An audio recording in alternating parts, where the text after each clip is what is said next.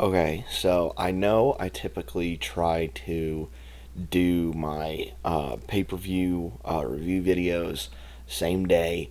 I try and record them on the same day and then get them out roughly in the same day. However, as you can tell by my voice, I actually went to one of the shows. And afterwards, I literally was just like, I want to get something to eat and I want to head home. And when I got home, I literally just collapsed and went to sleep for a good long while. So, didn't have the chance to record any of the pay per view reviews that I wanted to do um, last night. However, that is actually a blessing in disguise because I was actually able to watch and shout out to Cultaholic for their video, What Happened At, because I am now caught up on AEW All Out, the show that I did not watch. Um, well, I watched it partially, but we'll talk about that. So here's my review of AEW All Out. Before we get into the main show, I do want to talk about the tailgate, the Saturday tailgate that they had on TNT and on HBO Max. Um, just want to go over those results briefly. The Ops beat the Workhorsemen. Daniel Garcia beat Shibata. Um, we had a bonus match. Paragon, which is Kyle O'Reilly and Roderick Strong, and Hologram defeated the Frat House, Cole Carter, Griff Garrison, and Preston Vance. They beat them in some trios action. And then in the main event, the babyface team of Harley Cameron, Mina Shirakawa, Queen Aminata, and Willow Nightingale beat Megan Bain, Penelope Ford, and the Triangle of Madness, Julia Hart and Sky Blue, in that 8-woman tornado tailgate brawl. So, we now head into the main show, and these first 4 matches are the matches that I did see. Cope and Christian versus FTR. Really good tag psychology in this, where FTR is just trying to stop, I think it was Christian, from tagging in Cope in the match. FTR is like one of the best tag teams in the world to do it. So it was really awesome just to watch them, do their thing and just cut off the ring so expertly. Um, E and C, well, the former E and C, well, formerly E and C, they still showed that they have some really good tag chemistry in the brief moments that they did hit some double team moves. Of course, Cope gets the tag in, is running like a house fire, but FTR cuts them off when suddenly someone's music plays. And I was watching this in a restaurant where there wasn't sound inside, so I was like, "Who on earth is coming out?" And it is Beth Phoenix, Cope's wife, and she takes care of Stokely Hathaway, who was kind of interfering in the match at some point. Takes care of him, takes him to the back, so now it's 2-on-2. FTR does hit a big rig, but it is not enough to get the job done. I do love that Christian and Cope hit each other's finishers. Christian hit a spear, Edge, or Cope, sorry, hit an unprettier, but still wasn't enough. Edge does eventually hit a spear to pick up the win. I say Edge. Cope, God, it is so hard. It's so hard to call him Adam Copeland. Oh my God. Cope hits a spear to win the match. But afterwards, FTR attack and handcuff Cope to the bottom rope. It's either the middle or bottom rope. and they give a spike pile driver to both Christian and Beth.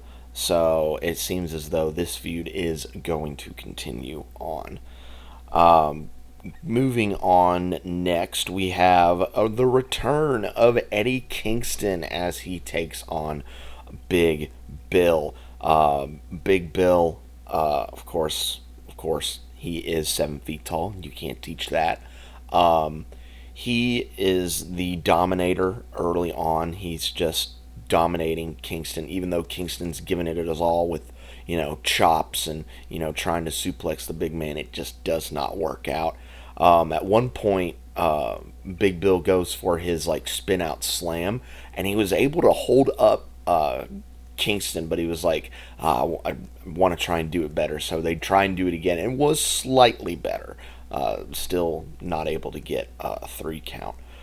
In the end, though, Kingston is able to come back and hit the back fist in the end to pick up the win in his return match. Afterwards, the bounty hunter, oh my gosh, Brian Keith, there we go. I was like, why did I forget his name all of a sudden? Brian Keith comes into the ring when all of a sudden the signal goes up in the sky. Hook comes out to make the save for Kingston, and honestly, I could get behind this tag team of Hook and Eddie Kingston. That rules, and I would love to see more of that. So I really don't mind this, and I actually look forward to seeing what they're going to do on television. Next match is Tables and Thumbtacks. Mark Briscoe and MJF. In the beginning of the match, MJF and Mark Briscoe are both wearing white, so I'm like, okay, so they're both going to bleed. MJF powders outside of the ring, and Mark Briscoe takes that opportunity to basically pour all of the tacks inside of the ring. And I love the look on MJF's face, and it's just like, oh God. I love how they both teased going into the tacks early on. And it was just really, really good anticipation before Briscoe takes that first bump into the tacks. Of course, there's all sorts of horrible bumps into the tacks, and at one point MJF pours tacks into Briscoe's mouth. But MJF, he's not immune from getting the tacks. He gets a back body drop into the tacks, and all sorts of good bumps. I say good bumps, but they're not good bumps. They look horrible, and I would never want to take a bump in thumbtacks. MJF also gets put through 2 tables, but that is still not enough to put MJF away. I also love the fact that at one point Bryce, who's the ref in this match, had to replace one of his gloves with another one because my assumption is a tack went through it, and he's just like, I need a new glove. Towards the end of the match, a table's brought into the ring, and thumbtacks are put on it. Both guys struggle on the top, and Mark Briscoe is able to hit a elbow drop through that table covered in tacks. He heads up top, hits a froggy bow and a J driller to pick up the win, and that was one of the predictions that I ended up losing on this night. We now go to the last match that I saw before heading to WrestlePalooza, and that is the Hurt Syndicate versus the Demand, which is Ricochet and the Gates of Agony. Really good stuff in this matchup. MVP, despite being a manager, can still really go in the ring. I was very surprised that he was still able to wrestle at a high level in this matchup. It was really, really good. But of course, the Gates of Agony, Bishop Khan and Toliona, just absolute units, and Ricochet, of course, being conniving and devious in the matchup.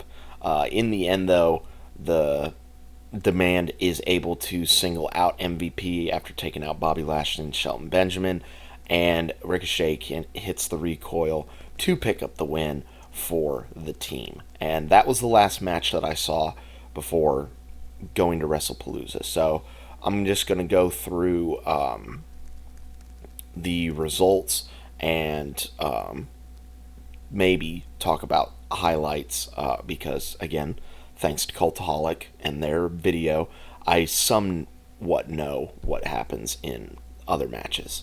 Next up was the TBS title match between Mercedesmone and Riho. From what I saw on the highlight video, it was really good back and forth action between the both of them. But, of course, Mercedesmone, using a little bit of cheating with the rake of the eyes, hits the backstabber and the Monet Maker to pick up the win, and she is still TBS champion.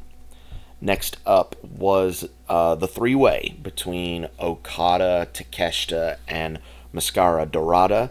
And from what was described, this was probably maybe the match of the night, because all three guys went out there, went crazy.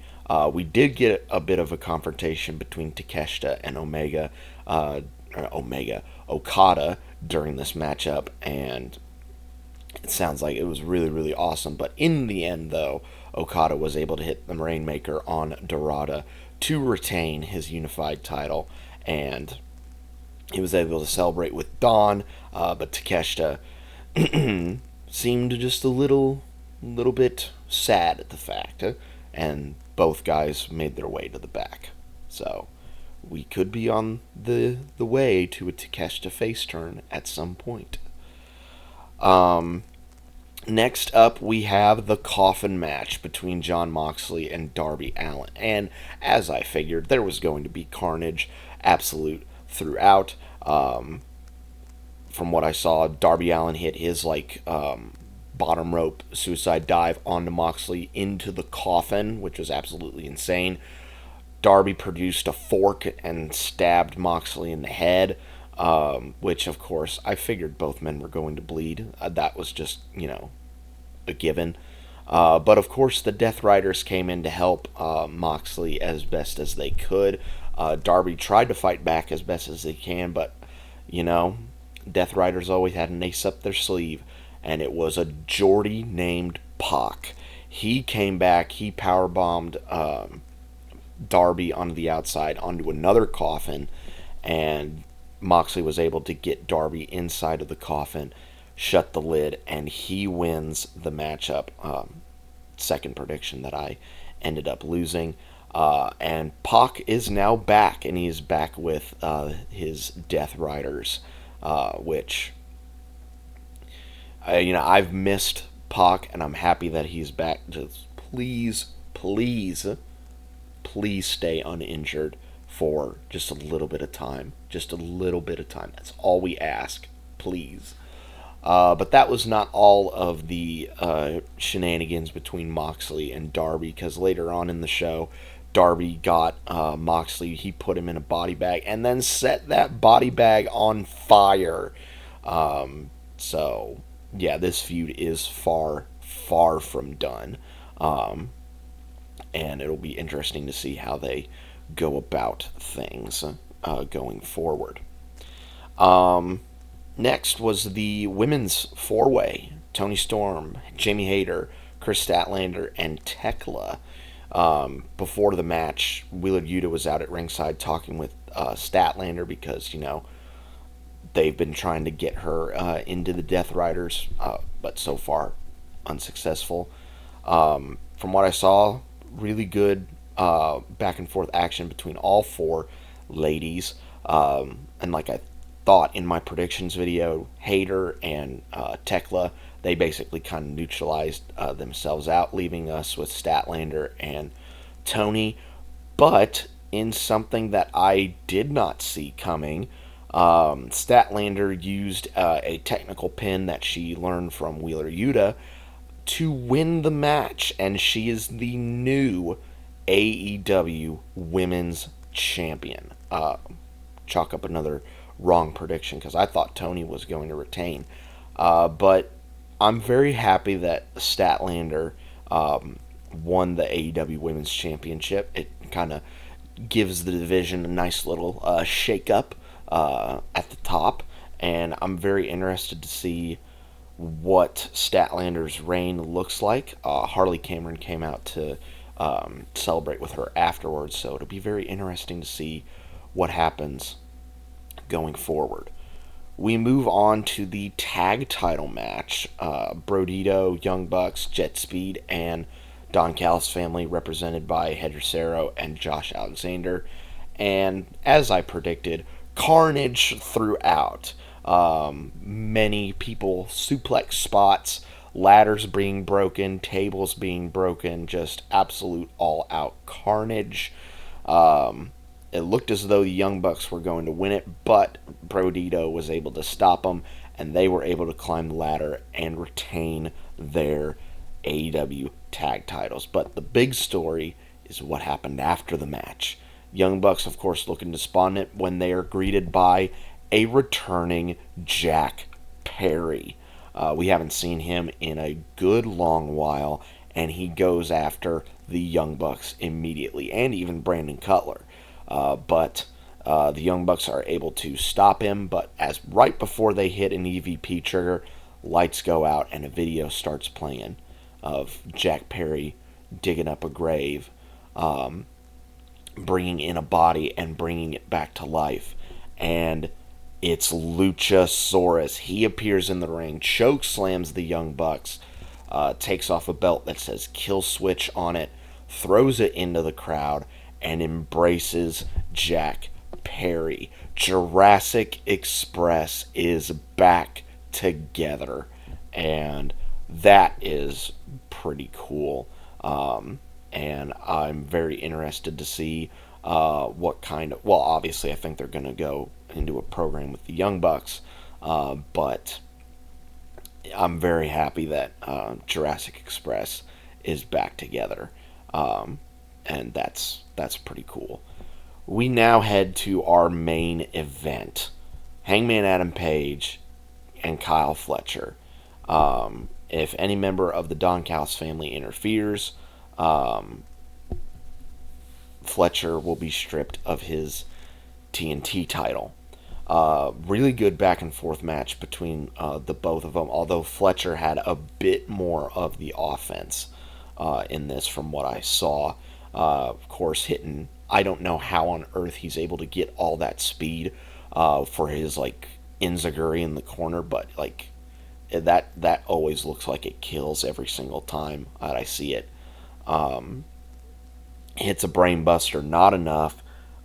There was a table set up on the outside. It looked like he was going to brain buster him through that table, and he actually did hit a brain buster from the guardrail onto the announce table earlier on in the match. But Hangman reverses it, hits a dead eye. When he goes for the buckshot, Fletcher collapses, so he avoids it. Fletcher hits another brainbuster inside the ring, still doesn't work. Hangman hits a second or top rope dead eye, and then finally hits the buckshot to win and retain the championship. That sounded like it was probably like a really, really good match. But again, I'm only reporting what I saw in highlights. But yeah, that is AEW All Out.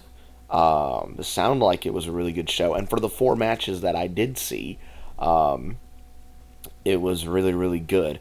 Wish I could have watched a little bit more, but I had another wrestling show that I had to go to, and I will be talking about that very, very soon. But in the meantime, guys, stay safe out there, and I will catch you guys next time.